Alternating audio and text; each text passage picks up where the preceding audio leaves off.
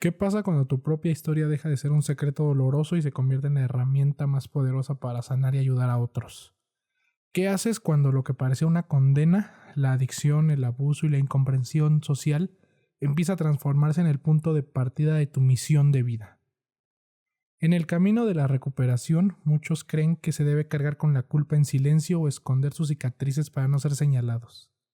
Pero Monse descubrió que hablar con verdad y sin filtros podría convertirse no solo en un acto de liberación personal, sino en una forma de abrir conversaciones que a otros les salvan la vida.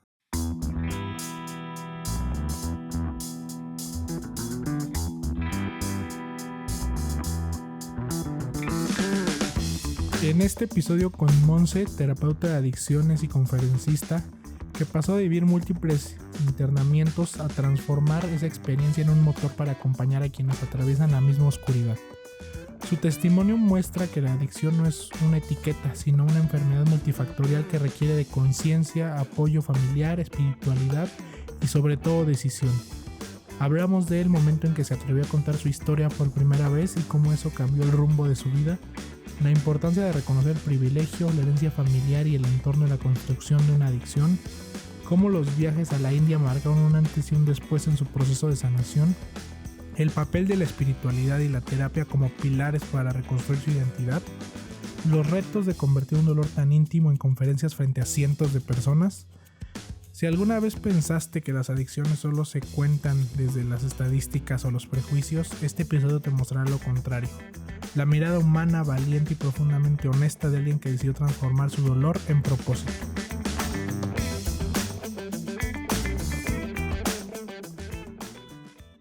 Quiero iniciar por, has estado en un montón de lados, ahora sí que platicado con muchas personas, has estado en muchas conferencias. Justamente, pues la siguiente semana, pues te vas a Querétaro por algunas perspectivas que me contaste. Sin embargo, quiero empezar y si hay que tocar como algunos puntos hacia atrás, adelante, es en el tema de en qué momento tú aceptaste o más que aceptar, pudiste contar lo que te pasó, lo que he escuchado en muchos ámbitos, el voy a contar mi historia, voy a expresar lo que me pasó en redes, ahora sí que al mundo exterior. Te lo digo porque, pues a veces, imagínate, ¿no? Creo que una de las mayores dificultades del ser humano es hablar en público, ¿no? O sea, a veces nos da miedo hablar en público y contar cualquier cosa X, cualquier cosa absurda.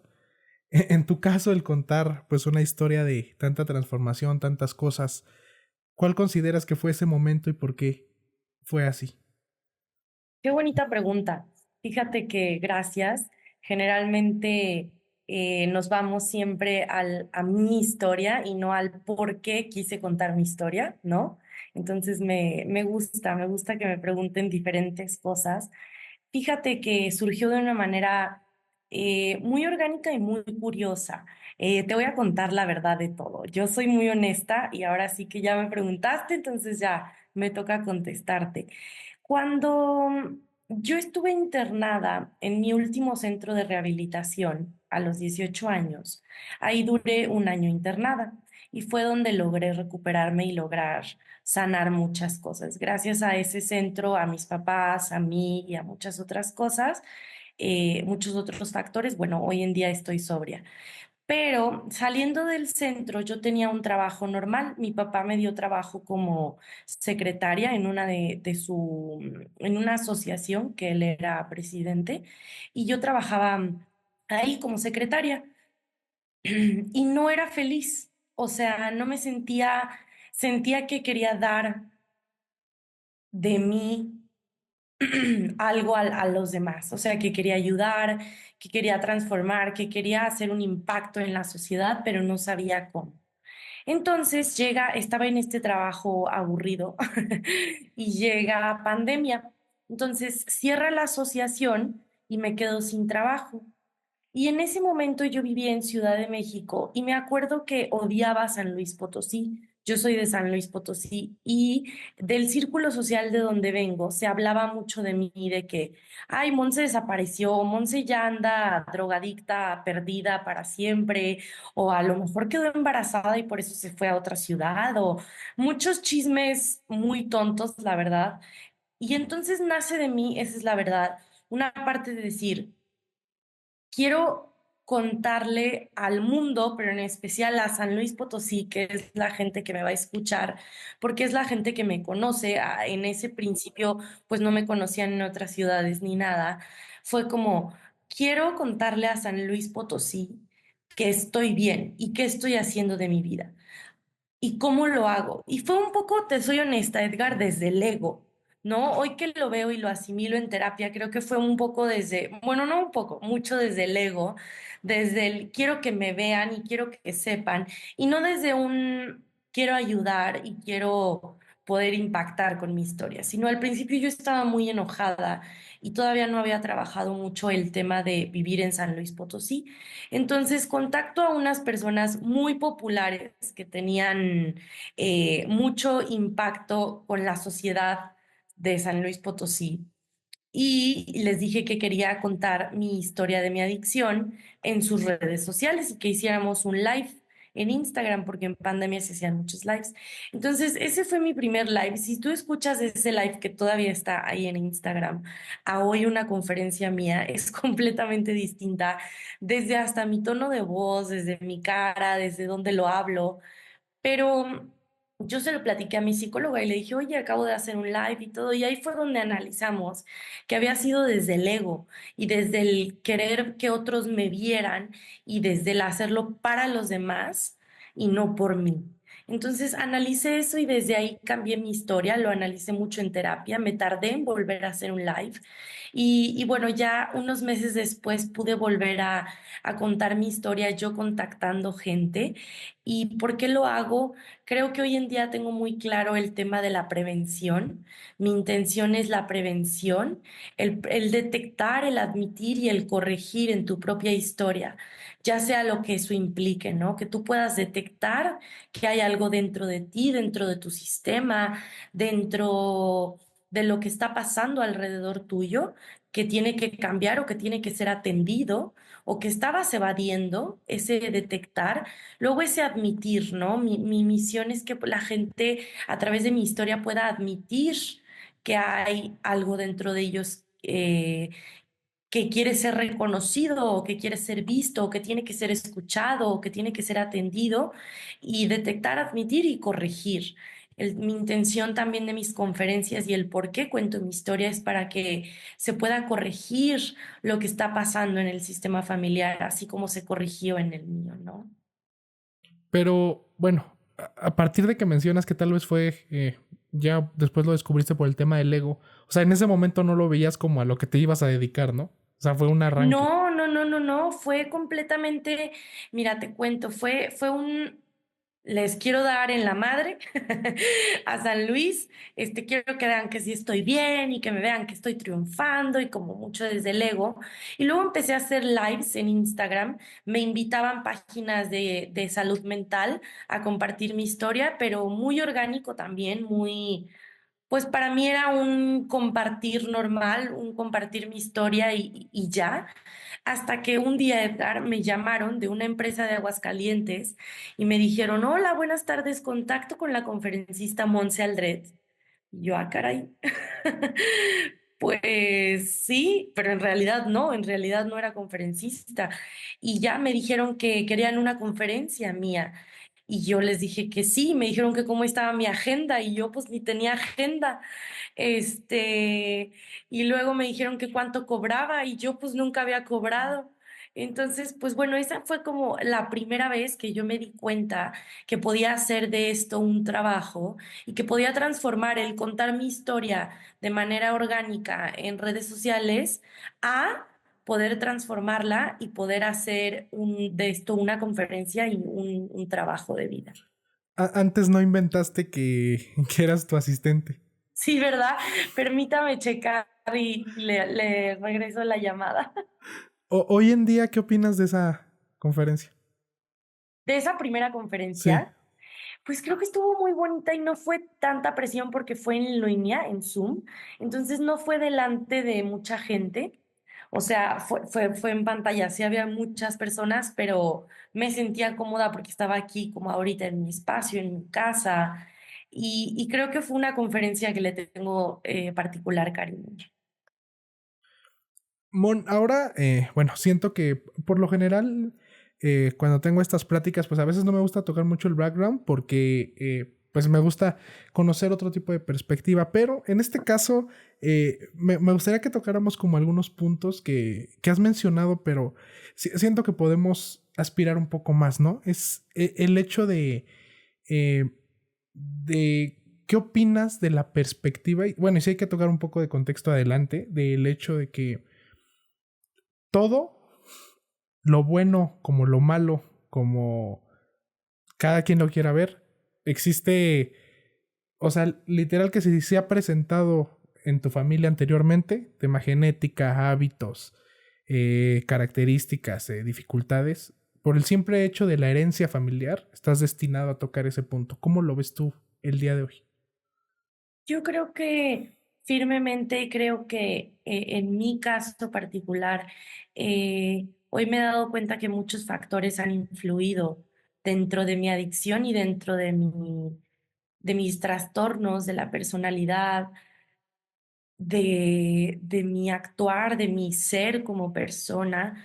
Completamente creo que la adicción es una enfermedad multifactorial, es una enfermedad psicológica, es una enfermedad mental, es una enfermedad química, es una enfermedad em, social, espiritual. Entonces, completamente creo que mi herencia familiar ha influido para quien yo soy hoy. Tanto, no me gusta la palabra bueno y malo, pero tanto para lo destructivo y lo constructivo. Firmemente creo que en cada persona, cada uno tenemos muchos factores socio, familiares, espirituales, para que seamos quienes somos hoy en día. ¿Qué visión te dieron tus padres del mundo? Cuando eras niña, ¿cómo recuerdas que veías el mundo a través de ellos? Qué bonita pregunta. Eran muy diferentes mis papás. Mi mamá es muy diferente a mi papá.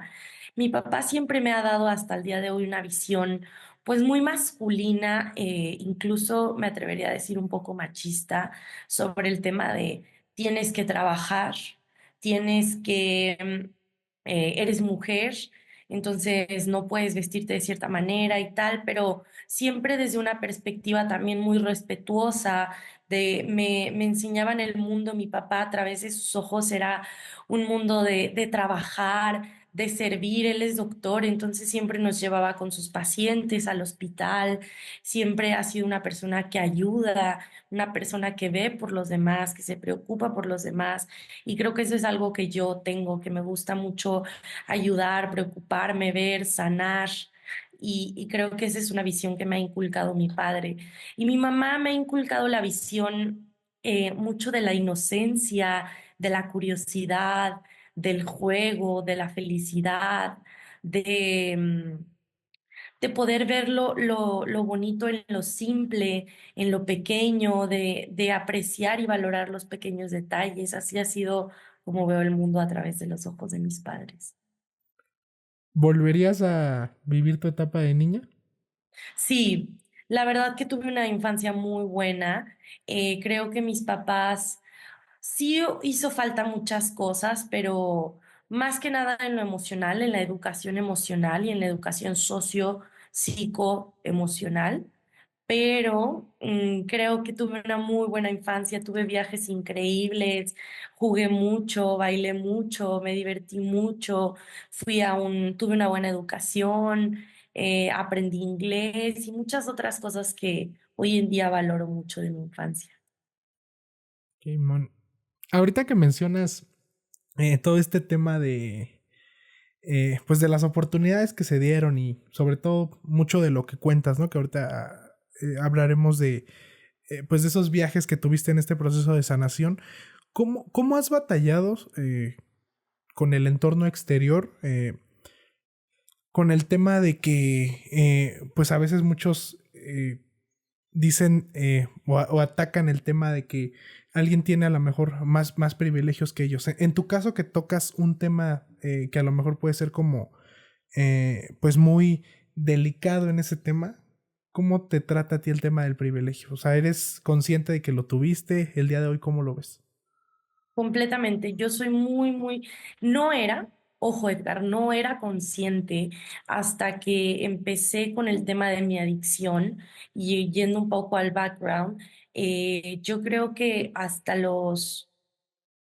yo creo que cuando me hice ver o la vida de una manera muy dura me hizo ver que yo era privilegiada, fue cuando abusaron de mí sexualmente, porque abusaron de mí sexualmente una persona de mucho dinero, muy conocida aquí en San Luis Potosí, y en un lugar de mucho dinero, en una privada, en el Club Campestre de Golf, aquí en San Luis, que es una privada de gente de mucho dinero y yo estaba en una fiesta ahí que se supone que era un lugar seguro, ¿no? Y que se supone que estás a salvo, que estás con gente educada. Y entonces cuando abusan de mí sexualmente, cuando no hacen nada al respecto, cuando se le tiene miedo a la otra persona por quien es, y yo por quien soy, cuando la gente empieza a hablar tanto de mí y empieza a decir tantas cosas, tantas historias, tantas opiniones, tantos bandos de le creo, no le creo. Y ahí fue cuando me di cuenta y dije, completamente soy una persona privilegiada. Totalmente tuve una vida y tengo hasta el día de hoy una vida completamente privilegiada, independientemente de las cosas tan duras que he vivido, me considero una persona privilegiada. Al día de hoy, ¿qué me puedes contar del hecho de estos viajes que hiciste a la India? Sobre todo me llama mucho la atención de que tal vez fueron en un proceso de sanación, pero sobre todo, ¿qué crees que hizo diferente el segundo del primero? Mira, fíjate que estos viajes a la India fueron muy duros, pero muy increíbles. Yo viví 2 años en la India, primero un año y después otro año, de mis 16 a mis 18 años. Hoy que yo veo a una niña de 16, la veo chiquitita. La veo bebé, o sea, digo, no puedo creer que yo me fui sola a la India. Bueno, no sola, obviamente estuve en un internado, pero que viajé hasta la India. em, y hoy me considero muy valiente por el hecho de haberlo hecho. Em, ¿Qué te puedo contar? Es un internado donde es un internado de salud mental, pero también es una escuela. O sea, ahí yo cursé segundo y tercero de prepa, que realmente no me lo revalidaron cuando regresé, pero eso fue lo que cursé. Es una escuela normal, es un internado común y corriente como si estuvieras en Estados Unidos, en Canadá o en otros lados. Em, pero teníamos el plus que siendo de segundo y tercero de prepa, te certificabas nivel 1 y nivel 2 como maestra de Kundalini Yoga y guía de meditación. Entonces, gracias a eso, hoy soy maestra de yoga y guía de meditación y me ha dado muchísimas herramientas, muchas herramientas de vida para mi propio proceso de sanación y para poder acompañar a otros en su proceso de sanación y poderles dar una guía en este proceso que a veces son procesos de cambios muy duros. ¿Qué fue diferente del primero al segundo? Pues fíjate que el primero yo iba muy dispuesta, iba, pero también a la vez iba muy enojada con mi familia, iba muy enojada con lo que me había pasado de mi abuso sexual, del divorcio de mis papás, justo del tema del privilegio. Yo estaba muy enojada con la gente privilegiada de San Luis Potosí, iba muy resentida y trabajé mucho todos esos traumas. La segunda vez que me fui fue mucho más dura, porque yo había pasado unos procesos anteriores. Hace cuenta que yo la primera vez que llegué, esas vacaciones que yo estuve aquí en San Luis, yo probé el cristal. la metanfetamina, que es la segunda droga más adictiva del mundo. Y lamentablemente fue muy duro, fue muy, muy, muy, muy duro el consumir cristal y la abstinencia, el síndrome de abstinencia de que me quitaran el cristal de golpe, mandándome a la India, la pasé muy mal. Los primeros 2 meses la pasé fatal, fatal, fatal, en temas físicos, en temas químicos de mi cerebro. Realmente necesitaba la droga, realmente me daban temblores, me llegué a desmayar, no tenía hambre, tenía mucha ansiedad, lloraba mucho. Entonces, la verdad es que la pasé bastante mal la segunda vez y la segunda vez estaba muy enojada porque no quería estar ahí. Eh, pero a la vez también me ayudó mucho en mi proceso de entenderme y sanarme y recuperarme. ¿Cuál, o sea, las dos ocasiones fueron por decisión de tus papás a la fuerza Sí. y también sobre todo, o sea, por qué ahí? O sea, ¿quién les dijo, me entiendes? ¿Por qué no Sí, pudieron elegir otro internado alrededor del mundo? claro. Mira, me gustan mucho tus preguntas, Edgar. Esta decisión, mi papá tenía una novia muy espiritual en ese momento, a mis 16, bueno, desde los 15. Pero a los 16 ella sabía de este internado, ella lo conocía, Daniela, y nos lo recomendó porque ella creía que necesitaba otro tipo de modelo terapéutico para ser tratada. Ya habíamos intentado centros de rehabilitación, ya habíamos intentado alcohólicos anónimos, psicólogos, psiquiatras, muchos modelos terapéuticos que nos habían sugerido y ninguno estaba funcionando y sobre todo yo no quería. Entonces, este centro en la India lo sugirió Dani y yo la quería mucho. A pesar de que yo no quería irme, yo sabía que no era un mal lugar y que iba a estar bien y que era un lugar muy espiritual porque ella era una persona sumamente espiritual. Dani, en ese momento era novia de tu papá. Sí. Y si traías, algo que me llama mucho la atención es un detonador por lo que cuentas fue el tema de la separación de tus papás. ¿Por qué no tenías enojo con ella? O sea, ¿qué era diferente? Fíjate que Dani era una persona sumamente especial. Dani se ganó mi corazón. Eh, Dani, cuando yo pasé por toda mi adicción, ella me enseñó mucho sobre todo el tema espiritual, sobre la fe, sobre estar cerca de Dios, no desde una posición religiosa estricta, sino desde una posición espiritual muy abierta. Me acercó mucho a mí misma, me enseñó sobre el amor propio, me enseñó muchas cosas o sea, se logró acercar a mí y ganarse mi corazón de una manera muy, muy, muy bonita, la verdad, que yo hoy le agradezco mucho. Y fíjate que en el 2017 una de las razones por las que fue difícil regresar a la India es porque Dani murió. Dani en el 2017 le dio cáncer y no se quiso tratar, entonces le dio metástasis y falleció.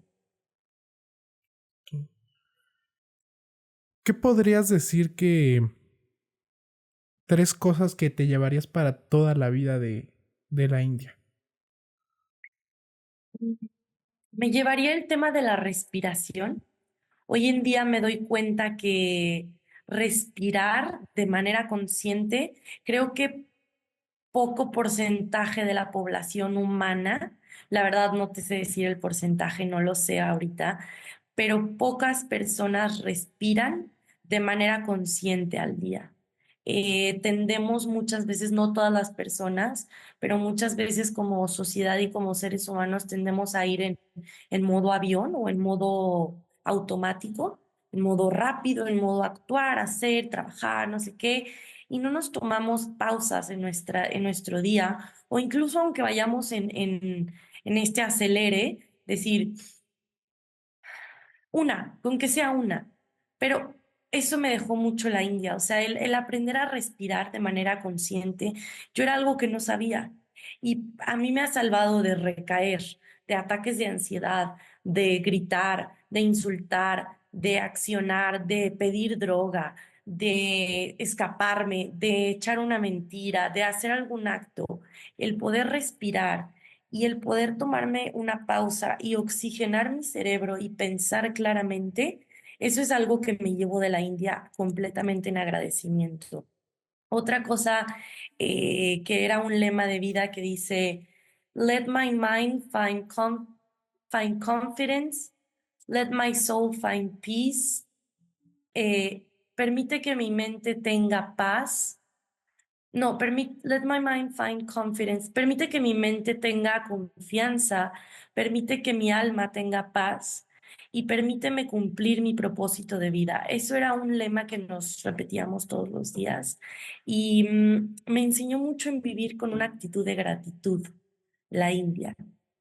Para mí ha cambiado completamente desde que yo regresé de la India el tema justo hablando del privilegio, de reconocer lo privilegiada que soy, no en un tema económico aparte de, sino en un tema de que tengo salud, que tengo una casa, que tengo agua, que tengo con qué bañarme, que tengo que ponerme ropa todos los días, que tengo comida los 3 veces al día, que tengo sol, que tengo luna, o sea, como a poder valorar que enfrente de mí están unas flores que me regaló mi novio, que tengo voz, muchas cosas que hoy valoro mucho en mi día a día y la India me lo enseñó en vivir en una actitud de gratitud completamente. ¿Y cómo haces pues estos momentos de agradecimiento? Te lo pregunto porque, pues muchas veces allá afuera se dice, ¿no? En una libreta al principio del día. ¿Tú qué has entendido? ¿Cómo se debe de agradecer a la vida, a Dios, al universo, a lo que creas? Mira, obviamente es padre hacerlo a través de una libreta. A mí se me va la onda a veces hacerlo en una libreta. O sea, yo no he creado el hábito de sentarme todas las noches o cada mañana a agradecer en una libreta, pero sí considero, y esto es verdad, sí me considero que agradezco todos los días mentalmente cuando estoy haciendo cosas, simplemente no lo sé, por ejemplo, ahorita me estaba poniendo labial y me estaba peinando para el podcast y estaba diciendo, ay, qué padre, o sea, voy a tener un podcast nuevo y voy a conocer a una nueva persona y como ese agradecimiento y esa actitud. Es lo que te digo, la India me enseñó más que escribe 5 cosas por las que estás agradecida todos los días.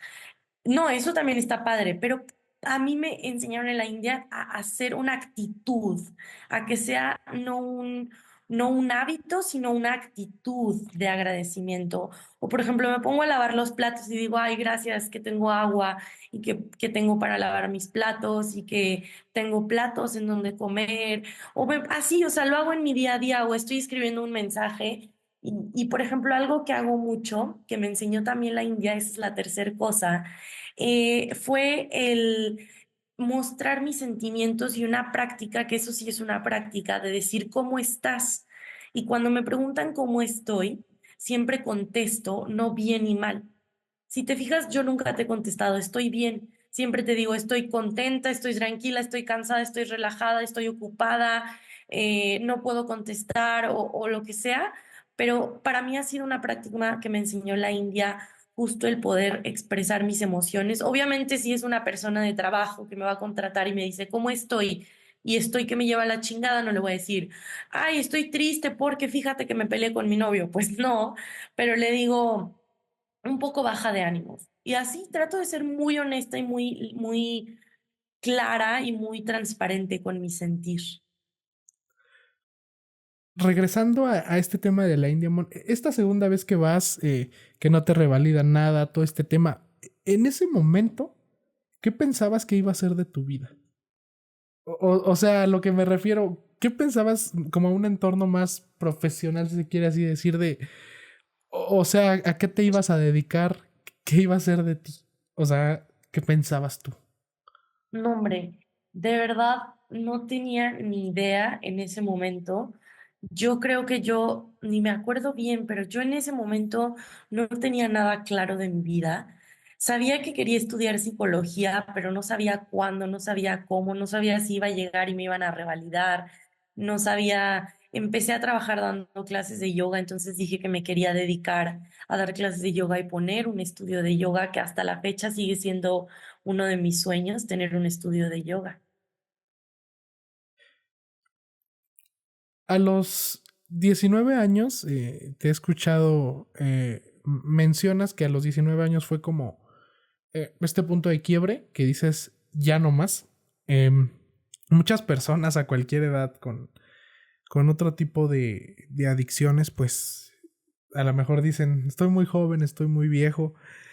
Hay como mil y un, pues, variables por las que una persona puede decir. En tu caso, o sea, ¿qué pasó? ¿Cuál fue el punto de quiebre o qué cosas sucedieron en este caso que dijiste ya hasta aquí? Y te lo digo generalmente porque a esa edad es a lo mejor cuando más dispersos estamos, ¿sabes? O sea, Ujú. para ti fue un cierre, para muchas personas esa edad es la edad donde no saben qué hacer con su vida.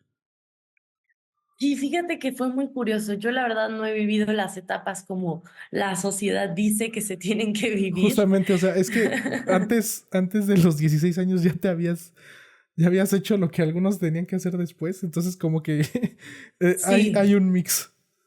Sí, sí, sí, sí, o sea, la verdad es que yo viví muchas etapas, incluso, por ejemplo, no viví la etapa de la adolescencia, viví muchas cosas muy duras que no sabía cómo se debían de vivir y bueno, muchas cosas, pasaron muchas cosas en mi vida que en realidad me brinqué muchas etapas y luego viví otras etapas de más grande y luego ahorita estoy viviendo etapas de adolescente, por ejemplo, ahorita estoy estudiando psicología a los 25 años, que se supone que a los 18 es cuando tienes que empezar a estudiar. Entonces, bueno, me he ahí mezclado etapas, pero para mí sí más que nada a los 19, porque a los 18 fue cuando entré al centro y estuve un año internada y cumpliendo los 19 yo estuve de agosto a agosto. Yo cumplí 19 en enero y bueno, yo creo que cuando cumplí 19 fue cuando empecé a reflexionar sobre que debía de cambiar mi vida, que debía de ser una persona distinta, si no me iba a morir, Edgar, por el tipo de consumo que estaba teniendo y la cantidad tan grande de consumo y el tipo de droga que estaba consumiendo, iba a terminar muerta o prostituyéndome o muy mal. Entonces, la verdad es que tomé la decisión de ir por un buen camino y de elegirme a mí.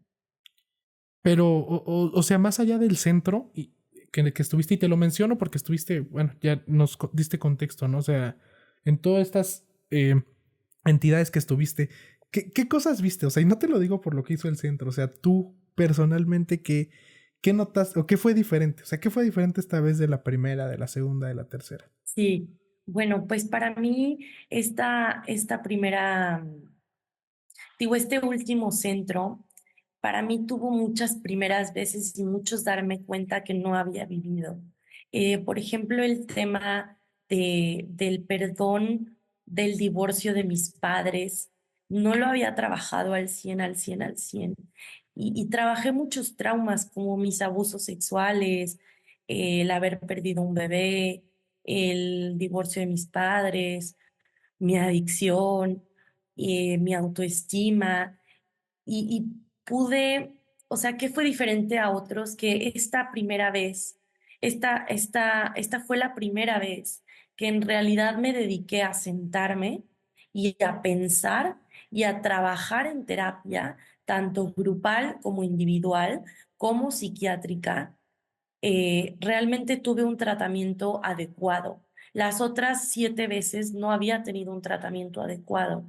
Esta octava vez pude integrar lo social, lo psicológico, pude integrar lo psicológico, pude integrar lo familiar, pude integrar lo psiquiátrico y la verdad es que tuve un muy buen tratamiento en todas las áreas. Mi familia fue a terapia, es la primera vez que mi familia fue a terapia después de tantos años y que ellos hayan ido a terapia me ayudó muchísimo también. ¿Qué opinaban tus papás de la terapia?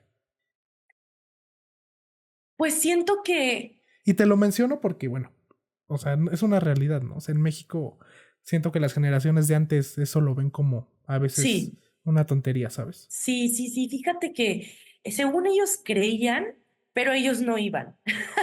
¿Sabes? O sea, era como, te mando a mi hija Monse para que me la arregles y te pago, pero si no me la arreglas, no funcionó y eres malo.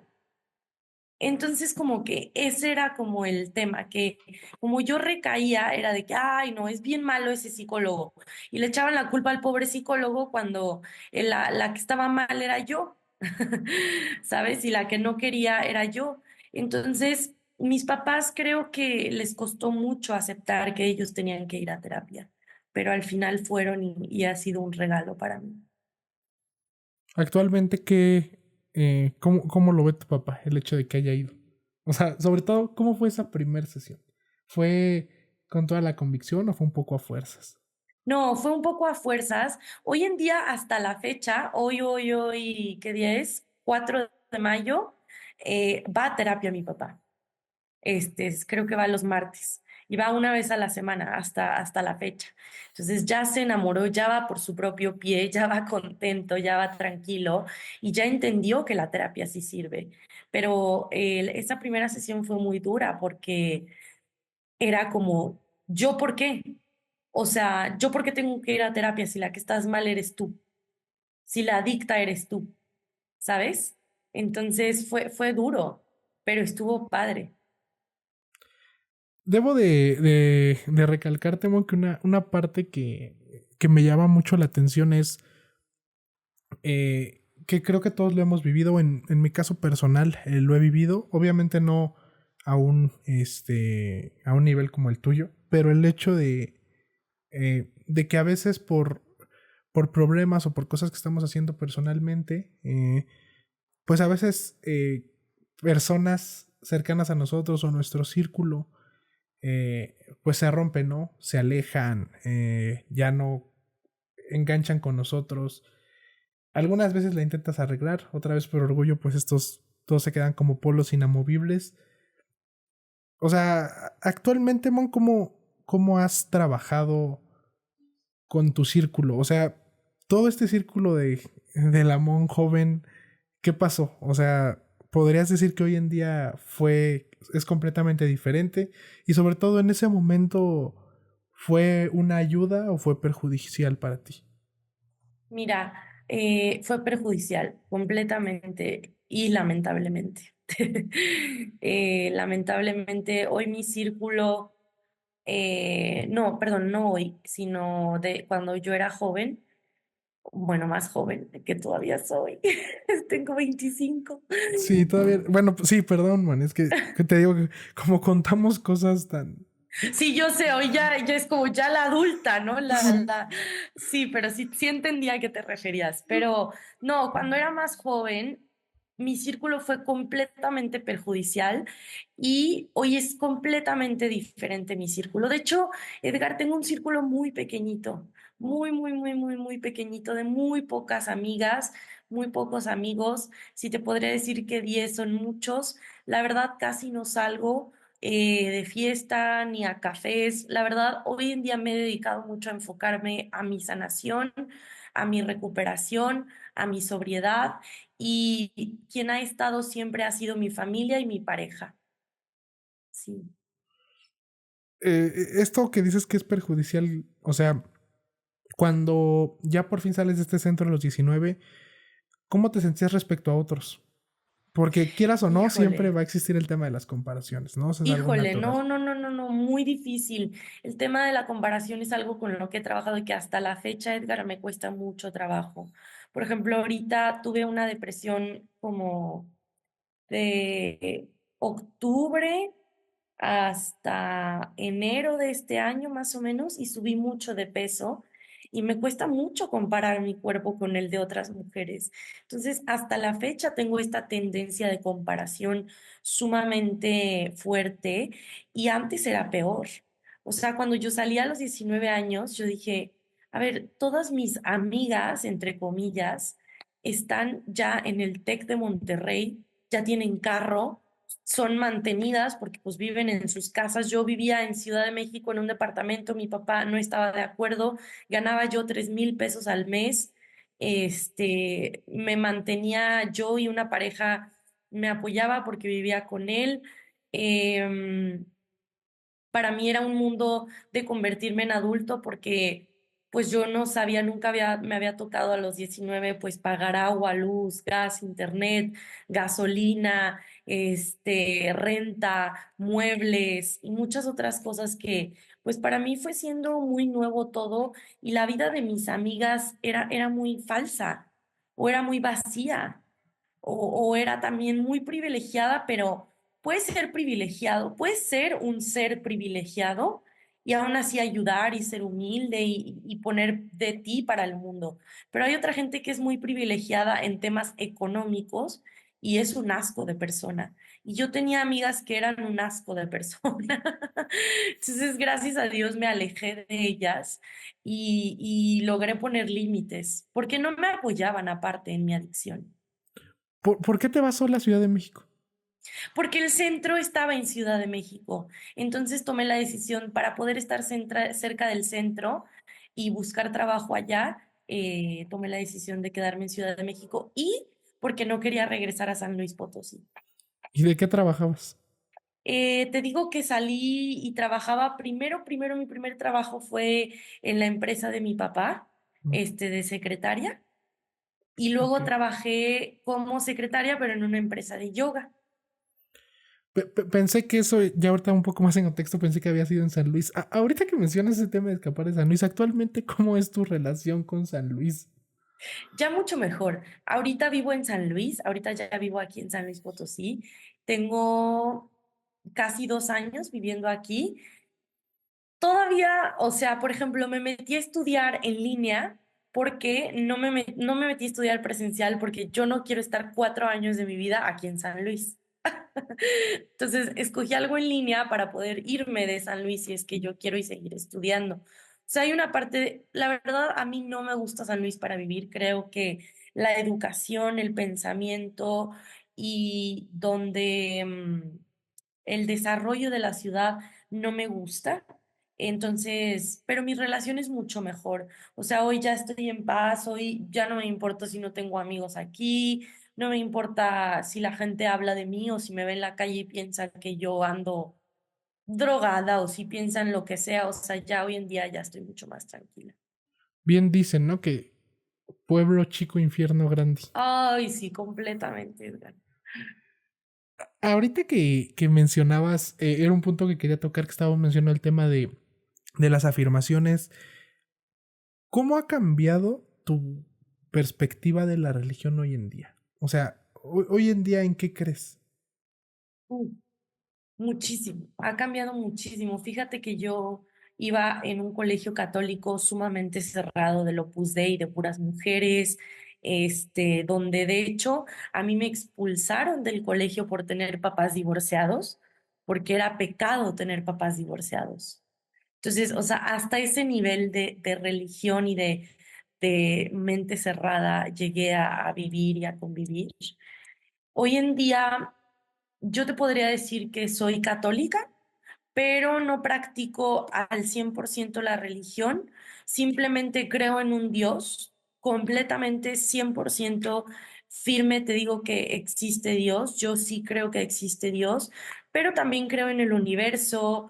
Creo, por ejemplo, ayer en el rancho me metí a un temazcal y ellos creen en el gran espíritu y le rezan a otro Dios y en yoga, pues por ejemplo, yoga no va con el catolicismo, porque los padres a mí me dicen, yo a veces voy a hora eucarística cuando se expone el Santísimo a rezar a veces y así, y me dicen, es que no debes de hacer yoga porque es de otra religión. A mí no me importa, la verdad, yo soy sumamente abierta. Yo practico yoga y hay mantras, hay oraciones, hay palabras que se rezan a otros dioses, a gurús, y yo lo hago libremente. Me acabo de ir a un retiro de meditación de una semana de monjes budistas y ellos creen en Buda y le rezábamos a Buda. Entonces, la verdad, soy muy abierta. O sea, yo creo que un Dios es todo O sea, creo que Buda es Dios, creo que el Gran Espíritu es Dios, creo que Lakshmi es Dios, creo que Jesús es el Hijo de Dios. Entonces, la verdad, soy sumamente abierta, pero sí, sí creo en Dios. Cuéntame de esa anécdota cuando confirmas, ahorita que lo dices 100%, que tú sentiste a Dios. Uf. Mira, yo sentí a Dios, o sea, yo dejé de creer en Dios cuando yo tenía 12 años, que fue cuando me expulsaron del colegio, y yo dije, qué asco, Dios no existe, todos son un asco, todo es una mentira, y odio a Dios. Y de ahí me enojé con la religión, odiaba ir a misa, odiaba todo este tipo de cosas del catolicismo. Mi último internamiento del que hemos estado hablando, yo no quería cambiar y no quería cambiar y me quería seguir drogando estando internada. Y estaba muy mal, hasta que hubo un día, como a los 6, 7 meses, 8 meses, no recuerdo muy bien, que yo me metí al baño para evadir la terapia y para hacerme mensa, la verdad, y estaba ahí en el baño haciéndome güey. Y entonces me senté en el piso y empecé a hacer una recapitulación de mi vida y dije, qué horror. O sea, definitivamente lo único que he hecho es destruirme. O sea, y empecé a llorar y empecé como a quererme pedir perdón por todo el daño que me había hecho, por todo el daño que había hecho a mi familia. Y empecé a sentir como un llamado, digo, esto a lo mejor mucha gente no lo cree, pero así fue. Empecé a sentir como un llamado de Dios. Cerré mis ojos y le dije, Dios, si existes, que sí existe, pero en ese momento yo decía, Dios, si existes, yo te prometo y te ofrezco dejar la droga y el alcohol, pero por favor, ayúdame a sanar.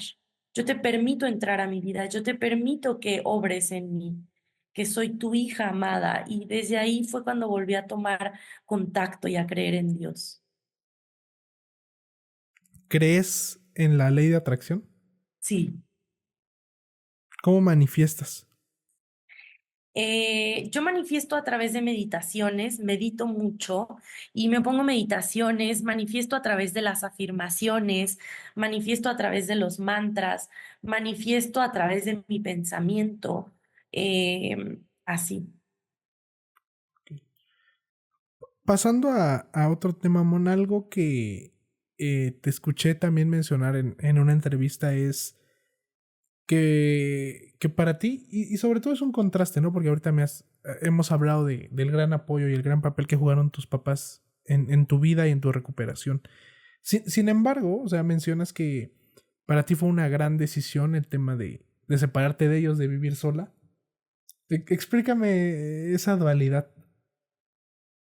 Sí, bueno, y es muy curioso porque ahorita los necesito mucho y se supone que ahorita ya soy más adulta que antes, ¿no?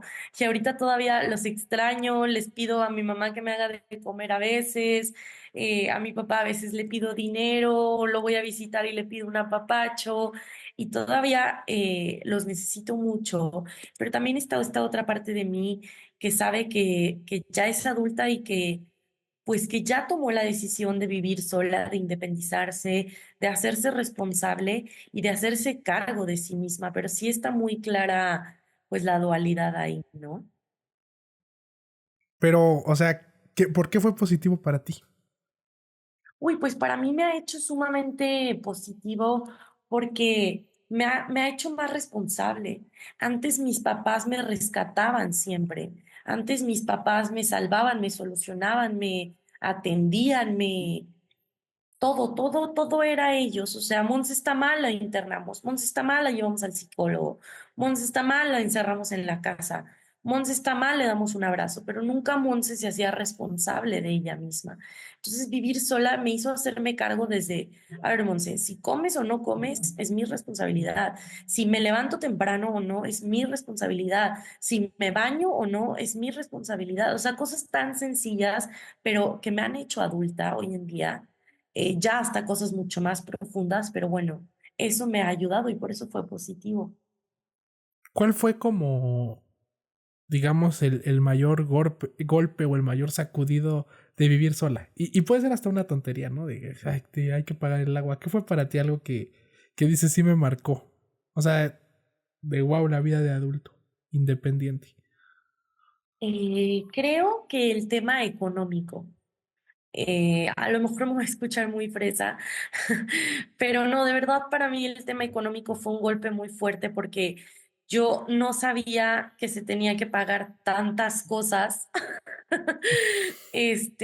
O sea, que un adulto pagaba tantas cosas, o sea, que la vida era muy cara, o sea, yo para mí me acuerdo perfectamente, y esto sí es sumamente fresa y sumamente estúpido, pero, y lo siento mucho, pero es una anécdota. Yo me acuerdo que mi primer sueldo yo dije, ay, 3,000 pesos, qué padre, me voy a ir a comprar algo en Zara. Y me gasté 3,000 pesos en ropa. Cuando me tocó y mi papá se nos fue la luz, y yo, papá, oye, se me fue la luz de la casa, ¿qué hago? Mi papá, pues no la pagaste. Y yo, ¿cómo que no la pagué? Pues tú no. No, no, no, no, no. Y luego un día o sea, mi papá como que dijo, no voy a empezar a pagarle las cosas para que se empiece a dar cuenta. Luego también se me acabó el agua caliente. Y yo, qué chinga, o sea, y un día me enojé, yo, ¿qué onda? ¿Qué está pasando? Y agua fría, y yo, ¿cómo? Se tiene que pagar el agua caliente, o sea, se paga el gas, se paga la tenencia, se paga la gasolina, se paga el internet, se paga el cable, se paga la luz, se paga el teléfono, se paga la renta, se pagan los muebles, se paga el teléfono, todo, todo, todo, todo. Si quieres aire acondicionado, tienes que pagarlo. Si quieres un ventilador, tienes que pagarlo. El súper está carísimo, el mandado, o sea, todo, todo, todo. Como que ese fue un shock para mí de decir, o sea, o sea, la gente que trabaja la admiro y la respeto, ¿me entiendes? Porque yo no había trabajado antes en mi vida. Y para mí 3,000 pesos en ese momento fueron, me voy a comprar algo en Zara. Y el siguiente mes 3,000 pesos se me fueron en el súper y en la luz. O sea, y yo dije que y ya. Y trabajé un mes. Y fue una chinga trabajar un mes. Entonces me empecé a dar cuenta de lo que significaba trabajar. Y sobre todo que ya lo empiezas a medir en tiempo, ¿no? Claro, O sea, más allá de totalmente. 3,000 pesos, siento que pensaste el ámbito de, o sea, 3 meses fue algo de Sara, ¿no? Exacto, Que digo, a lo exacto. mejor fue válido, pero esa perspectiva como más de responsabilidad, ¿crees que ya se dio completamente al segundo mes o todavía seguiste dudando? No, hombre, no, me tardé hasta la fecha. Me cuesta, no, no, no, sí, sí, sí me ha costado mucho como hacerme responsable totalmente. ¿Y a ti no te da el orgullo pedirle a tus papás? No, no, no, la verdad no. Actualmente, ¿cómo, o sea, cómo, ahorita me habías comentado el tema de las conferencias y de los cursos, pero actualmente podrías decir que ya vives completamente de esto o cómo lo manejas? Sí, vivo de las conferencias, de los talleres y de dar clases de yoga y tengo un trabajo, pero este trabajo no me da para vivir. O sea, la verdad es que lo hago con mucho amor, con mucho gusto, para estar ocupada, más que nada porque las conferencias pues no es diario, no es un trabajo que me tengan que levantar 8 a.m. todos los días a 5 de la tarde a estar ocupada. Entonces, como que pues no, necesito estar ocupada en mis días. Entonces tengo un trabajo normal. ¿Cómo sería un día perfecto para ti? Un día perfecto, pues en la naturaleza, bailando, cantando con mi novio y mi familia, comida rica y estar tranquila, estar tranquila. ¿Tendrías que seguir dando conferencias en ese día perfecto? No, pero sí sintiendo que ayudo a alguien, aunque sea mi papá, mi mamá, o sea, como sentir este sentimiento de satisfacción, de poder aportar, de poder nutrir a alguien, sí. ¿Y cómo funciona, o sea, este modelo de negocios? O sea, digo, obviamente, pues las personas pueden ver tus redes, pueden ahí contactarte, pero como tú lo dices, no hay como algo programado, no es de esta es tu agenda del mes siguiente, pero, o sea, tú con la experiencia que has tenido al día de hoy, o sea, es más por por recomendación de las que ya has ido, es más un tema de, no sé si en algunos casos sí hay planificación de que pues cada mes, o sea, ¿cómo lo has experimentado tú? Sobre todo porque me llama mucho la atención que te preguntaron cómo está tu agenda, ¿no? Y en tu vida habías dado una. ¿Cómo se ha transformado de ese punto a hoy? Sí, bueno, hoy mi agenda ya está un poco más llena, gracias a Dios, pero yo creo que es un 50-50. Yo creo que por una parte es por recomendación, o sea, muchas veces un 50% sí es de que Monse vino a, por ejemplo, Monse vino a Tampico y ahorita mañana me voy a Durango, y esta de Durango la conseguí porque en Tampico me recomendaron. Y la de Tampico la conseguí porque una psicóloga me recomendó en Tampico y así. Entonces, sí ha sido por recomendaciones, pero también, por ejemplo, acabo de tener una el martes de la semana pasada y esa fue porque yo la busqué. Yo mandé mi currículum, mi información y yo la busqué. Ahorita que mencionábamos al inicio la razón de por qué empiezas a hablar, ya poder contar este aspecto, eh, bueno, creo que es diferente el hecho de contarlo frente a una cámara porque tal vez lo vean miles de personas, pero no hay como nadie físico, ¿no? O sea, en estos casos cuando ya das conferencias presenciales, o sea, ¿qué sientes antes de iniciar? Te lo digo porque vas a contar algo muy personal y pues hay de todo tipo de público, ¿no? ¿Cómo has aprendido a tratarlo tú y sobre todo con qué mindset sales? O sea, ¿cómo has visto a las personas? Mira, siempre hago una oración, déjame, te la busco, pero siempre me apego a Dios. O sea, siempre pido a Dios que me guíe, que me ilumine, que hable por mí. Mira, aquí está. Déjame, te la leo para que la gente la escuche. Bueno, y también, Dice, perdón por el inicio, dime. era Durango, no Querétaro. Sí, no te quise interrumpir. Mira, la oración dice, Espíritu Santo, inspírame en lo que debo pensar, lo que debo decir, lo que debo callar, lo que debo escribir, lo que debo hacer, cómo debo obrar para procurar el bien de los hombres y el cumplimiento de mi misión y el triunfo del reino de Cristo. Amén. Entonces, esta oración siempre la digo y es como pues Dios, permíteme hablar lo que tengo que hablar, callar lo que tengo que callar y me mentalizo, medito, manifiesto antes de la conferencia, visualizo al público escuchándome, agradeciendo, entendiendo generalmente siempre subo tranquila. Obviamente me dan nervios, pero ya no unos nervios incontrolables o algo así, no, me da mucha adrenalina y me gusta mucho. ¿Cuál consideras que ha sido el público más difícil que te ha tocado? Mm.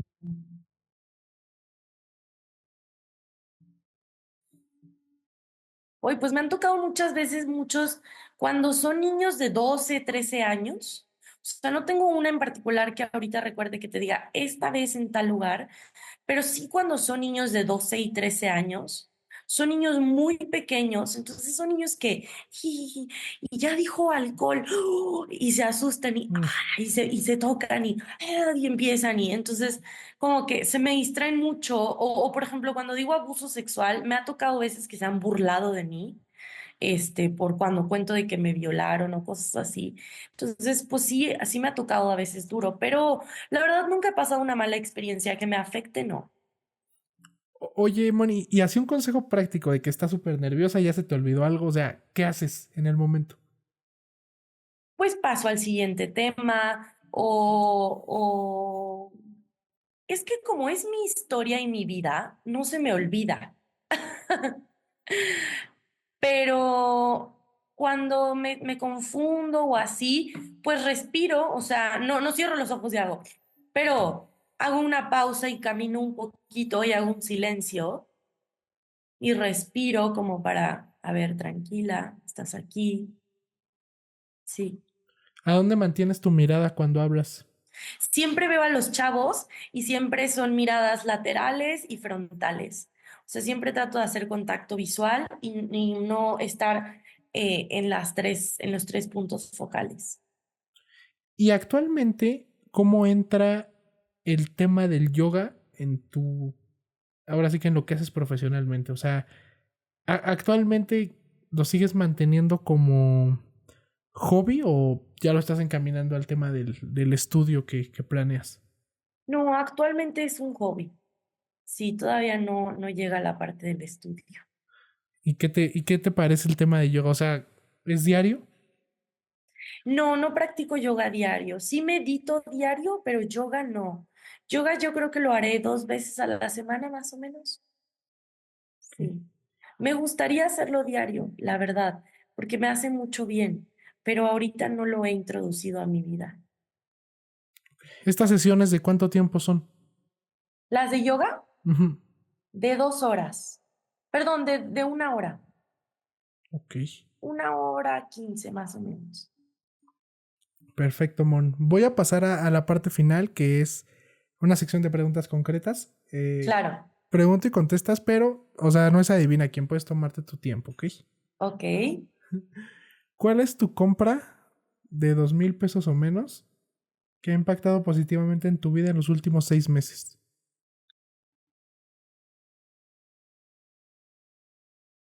Estoy viendo si hay algo por aquí. Mis plantas. Algo que la gente debe de saber de mí es que amo las plantas y me traen mucha paz y mucha vida cuidar las plantas de mi casa. Por ejemplo, esta macetita que está aquí atrás es una compra de menos de 2,000 pesos en menos de los últimos 6 meses que me trae vida y me hace sentir feliz y me ayuda mucho. ¿Qué es algo que nunca quisiste ser? Por ejemplo, doctora, abogada, en tu caso, ¿qué dirías? Mm, Nunca quisiese ser política o ingeniero. Ok. Serie, película o libro, no que recomiendes, sino que tú de verdad disfrutes. Disfruto mucho, disfruto mucho los libros de salud mental. La verdad, a mí me apasionan mucho el tema de salud mental. Ahorita estoy leyendo uno que, de hecho, voy como en la sexta página nada más. No me acuerdo del título, lo tengo allá. Pero el de temas de salud mental y series, la de This Is Us, me encanta. ¿Prefieres ser un pez grande en un estanque pequeño o un pez pequeño en un estanque grande? Un pez pequeño en un estanque grande. Cosa que se te da peor que el 99% de las personas en el mundo. Que dice soy Que la se me peor da peor. haciendo esto. Ajá. Que dice soy la peor haciendo esto. Soy muy mala estacionándome. Muy mala. O sea, siempre dejo así el carro. Aquí está la banqueta y yo dejo el carro aquí. O me meto así, o choco. O sea, el otro día hace como 3 semanas, choqué 2 veces en un día. Y ese Wow. mismo día me quitaron las placas porque me estacioné mal, en un lugar indebido. O sea, no, no, no, no, no, fatal, fatal, fatal. ¿Cuántas veces has chocado en tu vida? He chocado creo que 5. Y ese día dos. Y ese día, no, es que ese día no estaba bien de verdad de mi cabeza. Y aparte me quitaron las placas, o sea, 3 cosas me pasaron ese día. La siguiente pregunta creo que es buena para contestar porque, bueno, ya lo vimos, ¿no? Te pasaste toda la vida en los primeros años, entonces está perfecto. Si se escribiera un libro autobiográfico de tu vida, ¿qué título le pondrías? Le pondría la enfermedad de mi alma. ¿Cómo un error o un error aparente te prepara para el éxito? ¿Tienes algún, entre comillas, fracaso favorito? Sí, yo creo que mi adicción. O sea, ser adicta es como algo que se ve como un error o como un fracaso en la vida. Y hoy en día mi mayor fracaso y mi mayor error, que es haber consumido drogas, me ha hecho ser una persona exitosa. ¿Cuál es el peor consejo que te han dado? Consume drogas. ¿Crees que es posible vivir una vida normal sin decir jamás una mentira? Ay, no, yo no creo, no creo. ¿Cómo lidias con la incertidumbre de trabajar tanto o esforzarte tanto en algo y al final estar a la espera de no recibir nada o no ganar nada? ¿Cómo lidio? Con la Pues frustración. soy mala, soy un poco intolerante a la frustración, la verdad. Tiendo a intolerarme ante la frustración bastante fácil porque sí me gusta que las cosas salgan como las planeo o como quiero o como lo tengo visualizado. Entonces, cuando no es así, más que frustrarme, me da mucho miedo no saber qué va a pasar. ¿Y cómo lidio? Pues respirando, agradeciendo, manifestando, acercándome a Dios, yendo a terapia. Cuando te sientes abrumada, desconcentrada, vas perdido el foco temporalmente, ¿qué haces? ¿Cómo recargas pilas? Pido ayuda, pido ayuda a mi gente cercana, a mi círculo, y les pido que necesito que me ayuden y ellos me motivan a salir de la cama, a hacer ejercicio y reconectar con mi ser otra vez. Algo que no te pregunté antes es, este nuevo círculo, o sea, en su mayoría, ¿cómo lo conociste? A través de reuniones de alcohólicos anónimos, de grupos terapéuticos, y unas cuantas ya eran mis amigas de chiquita, pero los demás a través de grupos terapéuticos y de clínicas. ¿Cuál es el talento más inservible que tienes? Inservible. Sí, o sea, algo que dices, puedo hacer esto, pero no tiene una utilidad real. Mm,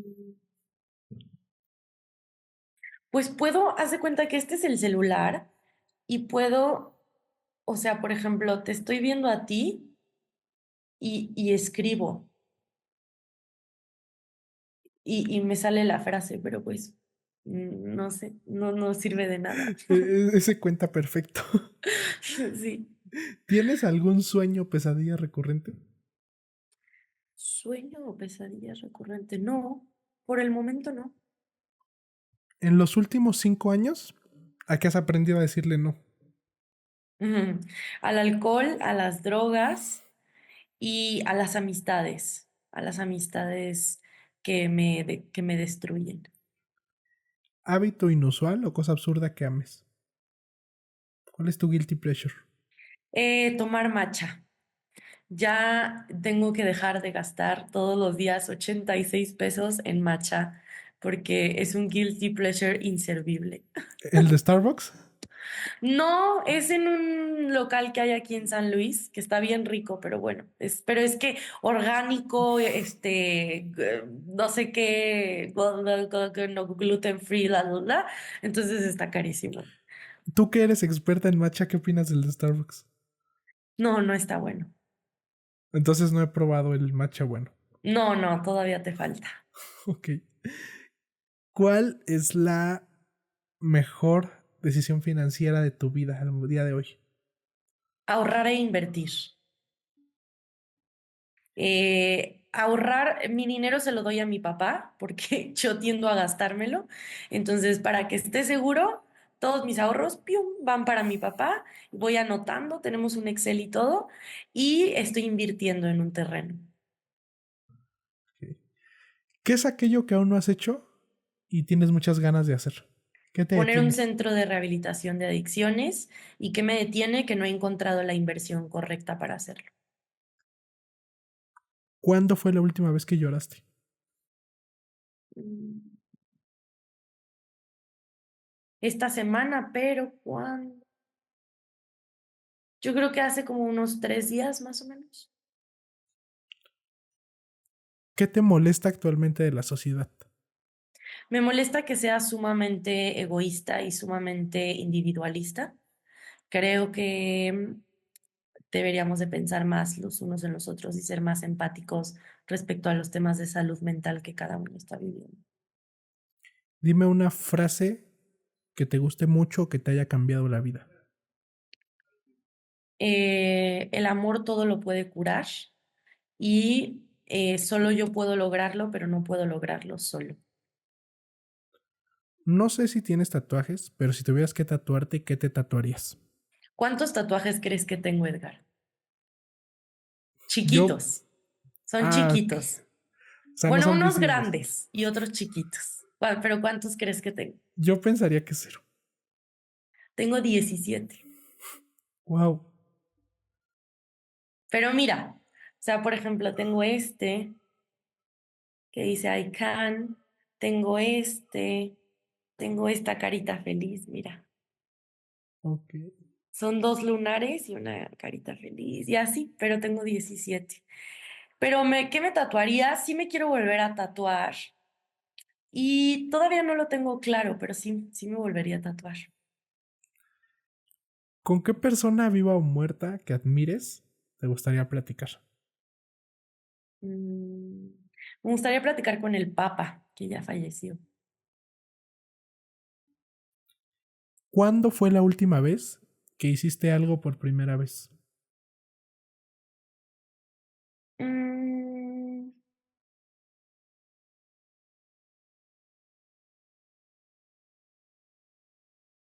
¿Qué será? Pues ayer, ¿Qué hiciste? ayer en el rancho tuve relaciones sexuales en un rancho, pues nunca lo había hecho. Es verdad. Oye, pero a ver, cuando mencionan rancho, porque a lo mejor yo tengo otra perspectiva que, o sea, ¿a qué te, Bueno, ¿a qué te refieres que fuiste a es, un rancho? es pues un terreno, un espacio, sí, donde hay una casa, donde te puedes quedar a dormir, donde hay cuartos, y es como está en el campo, en la montaña, en Guadalcázar. No sé si No. bueno, es un pueblo y hay un terreno sin señal, desconectado de la ciudad. Algo como que sí o sí tengo que saber y ahorita me lo reafirmaste es, este, o sea, primero siento que de lo que hablamos toda esta plática, ¿no? O sea, el hecho de poder contar algo tan difícil es como muy sorprendente. Ahora, aunado a esto, tienes una... Bueno, se le dice banalmente, no sé cómo tú lo conozcas, ¿no? Que no tienes pelos en la lengua. O sea, Sí, que no eres una persona que da bien, o sea, eres auténtica. sí, sí, Esto, sí. esto se dio a partir del trato que tuviste o esto siempre lo tuviste, sobre todo porque me llama mucho la atención que podemos hablar algo súper complejo o súper difícil, pero a la vez puedes decir algo, o sea, no gracioso, pero algo así, o sea, literal, algo que te sale, o sea, ¿qué onda con esa Sí, dualidad? pues sí soy así, o sea, también, es que mira, siempre he sido muy, no sé si la palabra es cínica o muy sin pelos en la lengua, o sea, por ejemplo, ¿Qué es cínica para ti? no, es que cínica no, porque cínico es como agresivo, ¿no? Ujú. Cínico es grosero. De hecho, cínico No, es al contrario, eso es doble cara. ajá, exacto, no, no, no, entonces no, no, más bien sin pelos en la lengua, o sea, siempre he sido una persona de que tú me caes mal. O tú no sé qué, pero durante mi adicción hubo una época que fui súper queda bien. O sea, si estaba con gente que escuchaba Cártel de Santa y corridos tumbados y se ponía sombrero, bueno, yo me ponía sombrero, yo escuchaba corridos, pero si estaba con mi familia fresa, me vestía fresita y me peinaba, y si estaba con mis amigas tal, traía tal bolsa y no sé qué, y si luego estaba con drogadictos de cristal, hablaba como ellos, entonces siempre era como muy voluble y muy falsa. Y justo la falsedad me enseñó a ser yo misma. Entonces, a partir de ese aprendizaje de ser tan falsa, descubrí quién era hoy en día. Y no me cuesta, no me cuesta ser quien soy. ¿Y qué pasó? O sea, ese punto sin retorno que dijiste, me estoy dando cuenta que soy falsa, ¿qué pasó? ¿Qué pasó en qué? ¿Cómo te diste cuenta? O sea, En el ¿cómo? internamiento, en el último internamiento me di cuenta de que era necesario ser yo misma, porque hasta en el internamiento era falsa de, ¿ya quieres cambiar? ¿Sí entendiste, Moncillo? Sí, sí, sí entendí, y no era cierto. Y justo cuando tuve ese contacto con Dios, como que ahí empecé a ser yo misma, otra vez. ¿Consideras que... ¿A cuántas personas consideras que has perdido por tener esa actitud? A muchas. Y siempre fuiste consciente de eso. Sí, sí, sí, sí, sí, sí. E incluso lo hacía un poco para ponerlos a prueba. Te lo comento, Mon, porque eso me llena mucho de orgullo. Creo que, o sea, creo que en la escala de personas que de verdad no soporto, o sea, podría soportar a cualquier tipo de persona excepto una persona que es falsa o queda bien. O sea, bueno, Sí, sí. aquí se le comenta el término lamebotas, ¿no? Cuando lo haces por el tema de obtener algo, Sí, ¿no? lame huevos. Sí, sí, sí, sí, sí. Sí, o sea que, o sea, al véase bien o mal, te va a dejar a las personas adecuadas, ¿no? Exacto. Así es, Edgar. Eh, ¿Cuándo fue? em, o sea, ¿qué de lo que haces hoy lo haces para cumplir las expectativas de tu familia o que otros tienen sobre ti? Pues estudiar psicología creo que es una parte muy impregnada que tengo sobre Monse tiene que estudiar y me lo han impuesto y me lo han propuesto mucha gente y lo estoy haciendo mucho por ellos más que por mí, pero no lo hago enojada ni nada, me está gustando. ¿Qué temas te interesan que a la mayoría de gente no? Pues creo que el tema de las adicciones, de la sexualidad, de la salud mental, el tema, me encanta el tema de lo paranormal. Me parece sumamente interesante lo paranormal, los fantasmas, las entidades, los entes, los exorcismos, los espíritus, todo eso me encanta. ¿Has tenido alguna experiencia paranormal? Sí. A ver, necesitamos escucharla.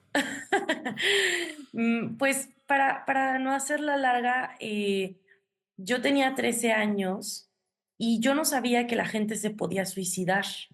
Hasta que una amiga llegó y me contó que un amigo suyo, un caso muy sonado aquí en San Luis, se había suicidado. Y para mí fue muy impactante saber que tú, o sea, como asimilar, yo en ese momento estaba muy triste. Entonces, cuando mi amiga me dijo, es que mi amigo estaba muy triste y se quitó la vida, para mí fue como, o sea, entonces sí puedo acabar con mi sufrimiento, según yo. O sea, ese era como para mí fue muy impactante saber que tú tienes la capacidad de quitarte la vida. Yo no sabía que eso existía. Entonces, yo me acuerdo que en el celular tenía una foto de este chavo y lo veía por varios días y pensaba en él, o sea, decía como, ¿qué habrá pasado? ¿Qué habrá sentido? No sé, como que me clavé, me obsesioné con este chavo que se suicidó. Y un día yo vivía en casa de mi mamá y yo dormí en la parte de arriba y tenía unas literas de madera y yo dormí en la parte de abajo y se empezó a escuchar como rasguños y yo dije, qué raro, y empezó a oler a sangre. Yo sé a qué huele la sangre porque mi papá es doctor y me he metido a operar muchas veces con él. Entonces sé muy bien a qué huele la sangre. Y empecé a oler a sangre. Y yo dije, qué raro, pero no me asustó. Yo siempre he visto muchas películas de terror y todo, y entonces yo dije, wow, es mi primera experiencia paranormal y me emocioné. Y entonces en la esquina de mi cuarto vi una mano que salía y que le hacía así, como ven, ven, ven. Y ya, esa fue mi experiencia paranormal. ¿Y por qué la cuentas con tanta naturalidad? Pues me encanta, no sé, me gustan mucho ese tipo de experiencias. O sea, no me gusta, no es de que diga, ay, qué padre, pero sí me parece, pues no sé, la he contado tantas veces que ya me parece algo normal. O sea, y al final de cuentas, ¿esa mano qué fue? Pues yo siento que era ese chavo. Yo siento que era ese chavo O diciéndome sea, como, pero ¿la tocaste literal o...? no, no, la vi y me intenté acercar y como que se desvaneció. Ok. Sí, Si te encontraras en una plaza con todas las personas que has conocido a lo largo de tu vida, ¿a quién buscarías primero? ¿Por qué a esa persona y no a otra? a mis papás. Sí. ¿Qué es eso que haces seguido para sentirte productiva, pero en realidad solo te mantiene ocupada? Mm, pues hacer pendientes, o sea, de que ir a la lavandería, ir a lavar el carro, recoger a mi novio, lavar la ropa, o sea, pues en realidad no es así como muy productivo, pero me mantiene muy ocupada. ¿Cuál es la mentira que más te dices a ti misma, buena o mala? No soy capaz. ¿Qué piensas de ti misma y qué palabras te dices cuando te equivocas? ¿Usarías esas mismas palabras con un amigo o amiga? No, no usaría las mismas palabras. Tiendo a ser muy punitiva conmigo misma. Tiendo a ser muy dura y muy agresiva conmigo misma. ¿Cuál es esa respuesta a algo que quisieras saber? O sea, algo que siempre te has preguntado y que te dijeran, te vamos a decir la verdad. ¿Qué pregunta sería? Mm,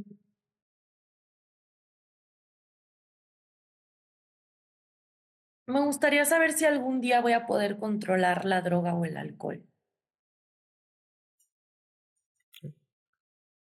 La siguiente pregunta, pues siento que tu perspectiva ha cambiado a lo largo del tiempo, pero actualmente, el día de hoy, el momento en el que te encuentras, ¿cómo defines la felicidad para ti? Uf, ay, no sé, qué difícil pregunta. Yo defino la felicidad cuando estás en un estado de paz y en un estado de, como que te sientes completa contigo misma. Creo que ese sería o sea, cuando te sientes completa con quien estás y con quien eres, creo que eso sería la felicidad para mí. Perfecto. Mon, vamos a pasar a la última pregunta. Antes que nada, de verdad, muchas gracias. Me pareció una plática increíble. Siento que va a ser eh, de gran valor y sobre todo un éxito en el tema de poder escuchar estas perspectivas. Como persona me caíste increíble. Siento que eso Gracias. le hace falta al mundo personas más reales. Entonces agradezco mucho, sobre todo porque hemos visto tu agenda y qué bien que pudimos tener esta plática. Sí, qué bueno, gracias a Dios. La última pregunta es, si, sin usar tu nombre, tu profesión, tus logros, ¿cómo te describirías a ti misma si tuvieras que escribir sobre ti? Mm,